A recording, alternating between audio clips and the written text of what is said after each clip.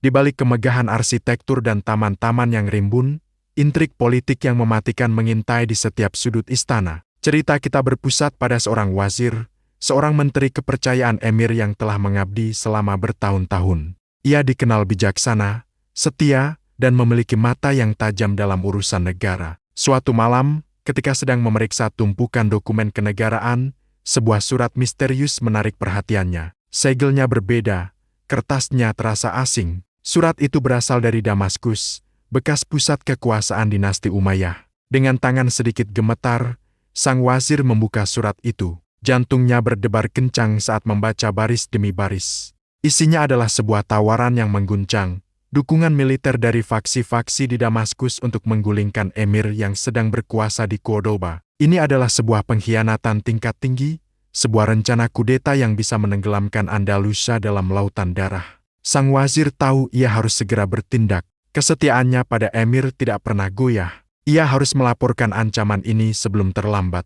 Namun, saat ia merenungkan langkah selanjutnya, sebuah detail kecil dalam surat itu terasa janggal. Gaya bahasanya, pilihan katanya, terasa sangat familiar. Terlalu familiar. Ini bukan gaya penulisan orang Damaskus. Ini adalah gaya tulisan seseorang dari dalam istana Cordoba sendiri. Kecurigaan mulai merayapi benaknya. Mungkinkah surat ini bukan tawaran asli dari Damaskus? Mungkinkah ini sebuah jebakan? Sang wazir menyadari bahwa bahaya yang sebenarnya mungkin jauh lebih dekat daripada yang ia duga. Ia memutuskan untuk melakukan penyelidikan rahasia sebelum membawa masalah ini ke hadapan emir. Ia tidak bisa mempercayai siapapun. Selama berhari-hari, sang wazir bergerak dalam bayang-bayang. Ia mengamati para pejabat tinggi, para jenderal, bahkan anggota keluarga kerajaan. Ia mencocokkan gaya tulisan tangan, mendengarkan bisik-bisik di koridor istana, dan menyusun kepingan teka-teki yang rumit ini. Akhirnya, ia menemukan kebenaran yang mengerikan. Surat itu memang palsu. Otak di balik semua ini adalah seorang pejabat istana yang sangat ambisius. Seseorang yang selalu tersenyum di hadapan emir, namun menyimpan belati di balik jubahnya. Dialah yang menulis surat itu, meniru gaya Damaskus dengan cukup baik untuk menipu mata yang tidak terlatih. Tujuannya, menciptakan kekacauan, memancing emir untuk bertindak gegabah, dan dalam kebingungan itu, ia akan merebut kekuasaan untuk dirinya sendiri. Pengkhianat sejati ada di dalam istana, bukan di seberang lautan. Merasa telah memegang bukti yang cukup, sang wazir menyiapkan laporan lengkap untuk dipersembahkan kepada emir. Ia yakin kebenaran akan terungkap dan keadilan akan ditegakkan. Namun, ia tidak menyadari satu hal, sang pengkhianat jauh lebih licik dan selangkah lebih maju darinya. Mata-matanya ada di mana-mana, bahkan di antara para pelayan wazir sendiri. Sebelum sang wazir sempat menghadap emir, kabar tentang surat dari Damaskus itu sudah lebih dulu sampai ke telinga emir, tetapi dengan versi yang telah diputar-balikan. Sang pengkhianat, dengan wajah penuh keprihatinan palsu, menghadap emir. Ia membocorkan informasi bahwa wazir yang terhormat telah bersekongkol dengan musuh di Damaskus untuk menggulingkan takhta. Surat itu, katanya, adalah bukti tak terbantahkan dari pengkhianatan sang wazir. Emir, yang pikirannya telah diracuni oleh hasutan dan paranoia, menjadi murka. Kepercayaan yang telah ia bangun selama bertahun-tahun terhadap wazirnya hancur dalam sekejap.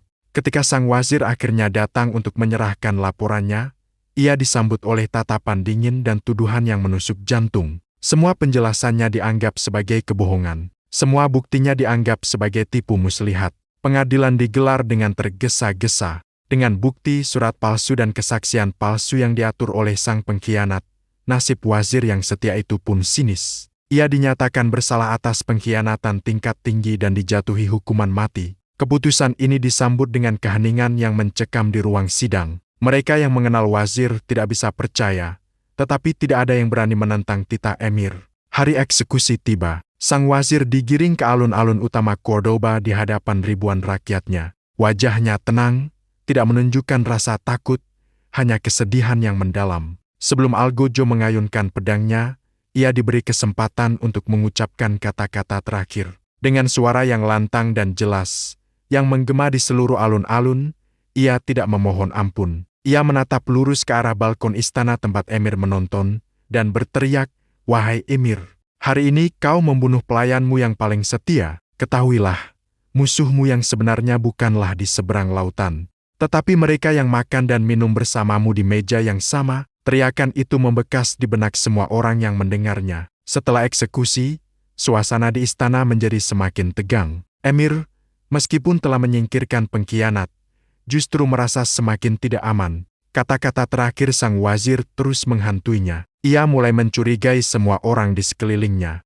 Beberapa bulan berlalu, keraguan di hati Emir semakin membesar. Ia mulai melihat kebenaran dalam peringatan terakhir wazirnya. Namun, semuanya sudah terlambat.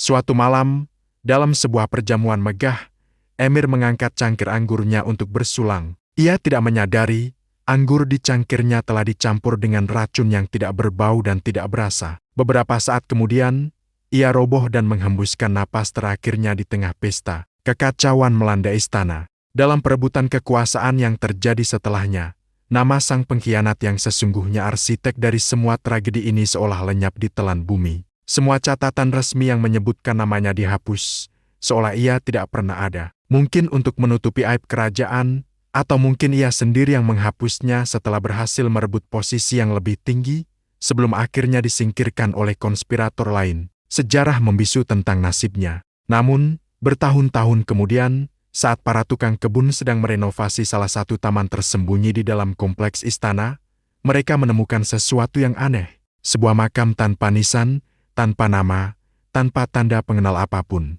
Makam itu terlalu sederhana untuk seorang bangsawan, tetapi terlalu terhormat untuk seorang jelata. Penduduk istana berbisik-bisik, menduga bahwa itu adalah tempat peristirahatan terakhir sang pengkhianat. Dikubur secara rahasia, dilupakan oleh sejarah, namun selamanya terperangkap di dalam dinding istana yang menjadi saksi bisu ambisi dan kehancurannya. Kisah ini menjadi pengingat abadi bahwa dalam panggung kekuasaan, kesetiaan bisa menjadi pedang bermata dua, dan musuh yang paling berbahaya seringkali adalah mereka yang memakai topeng sahabat. Terima kasih sudah menyimak kisah kelam dari Cordoba ini. Jangan lupa untuk subscribe, like, dan nyalakan lonceng notifikasi agar tidak ketinggalan cerita-cerita menarik lainnya dari kami. Sampai jumpa.